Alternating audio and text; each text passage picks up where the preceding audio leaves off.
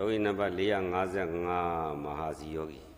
ဘယ်ရလာထုတ်တာလဲဒီပြီးတော့စင်ကာပူနိုင်ငံမှာလှုပ်လှုပ်ပါတယ်ဗျာဟုတ်ပြီစင်ကာပူမှာနေရနေပြီးတော့ရန်ကုန်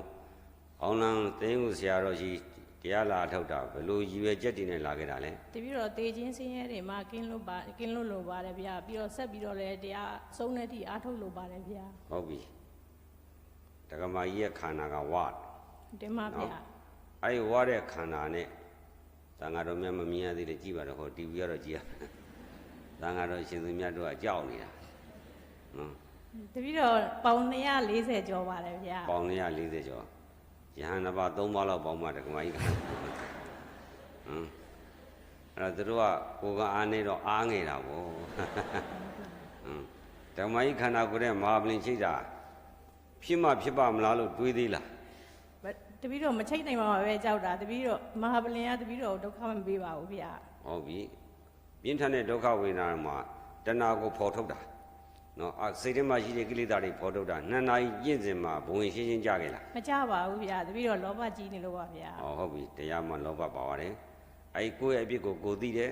ဒါသမပဋ္ဌာန်4ပါးလို့ခေါ်ပါတယ်အဲဒီတော့ဒုတိယအကြိမ်ချိတ်တဲ့အခါကျတော့ယောဂီဘလို့ပြင်ဆင်ပြီးဘလို့ရှုွက်တွေနဲ့ရှုခဲ့ဆိုတဲ့ကိုယ်တွေလေးလျှောက်ပါအောင်တပည့်တော်ဆရာတော်ကြီးပြောတဲ့အတိုင်းပဲလိုက်ပြီးတော့ကျင့်လေးအားထုတ်ပါတယ်ဗျာတပည့်တော်စိတ်လေးကိုပဲရှုနေပါတယ်ဗျာဟုတ်ပြီတဏှာဒေါသလောဘကတော့စိတ်ကိုလာမကပ်ဘူးလားကပ်ပါတယ်ဗျာအရန်ကပ်ပါတယ်ကပ်တော့ဒကမာကြီးကဘလို့ဆက်ဆံလဲစိတ်တွေကိုတစ်ခုပြီးတစ်ခုဖြစ်လာတာကိုကြီးလိုက်တယ်နောက်ကျတော့ကုံသွားတာကြီးလိုက်တစ်ခုချင်းရှင်းနေပါတယ်ဗျာရှင်းတော့တဏှာစိတ်ကိုကပ်လို့ရသေးလားကပ်လို့မရတော့ပါဘူးဗျာကပ်လို့မရတော့တဏှာကိုမက်ကတတ်လိုက်ပြီတတ်တော့ရင်ထဲမှာဘလို့ပြောင်းလဲသွားလဲတပည့်တော်ရင်ထဲမှာအရန်အေးချမ်းနေပါတယ်ဗျာအဲ့ဒီအေးချမ်းတဲ့အလုံးကြီးထဲမှာစိတ်တွေကိုမှတ်နေပါတယ်ဗျာဟုတ်ပြီအေးဓာတ်ထဲမှာနော်ဒုက္ခនិရောဓသစ္စာဆိုတဲ့မတုံမလုတ်တဲ့ဓာတ်ဘယ်လောကဓာတ်မှတိုက်လို့မရတော့ဘူးအဲ့တော့ဒကမာကြီးနေနဲ့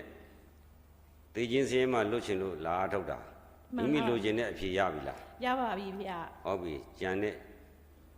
မကျင့်ရသေးတဲ့ယောဂီတွေကိုပုဂ္ဂိုလ်တွေရွှေတွေမျိုးတွေအပေါင်းအသင်းတွေဘလို့တိုက်တွန်းမယ်ဆိုတာရှောက်ပါအောင်တပည့်တော်လို့ကြီးမားတဲ့ခန္ဓာကိုယ်ကြီးနဲ့တော့မဟာပလင်ချိတ်နိုင်ပြီးတော့ဒုက္ခဝေဒနာကိုကိုကဲတင်ပြီးတော့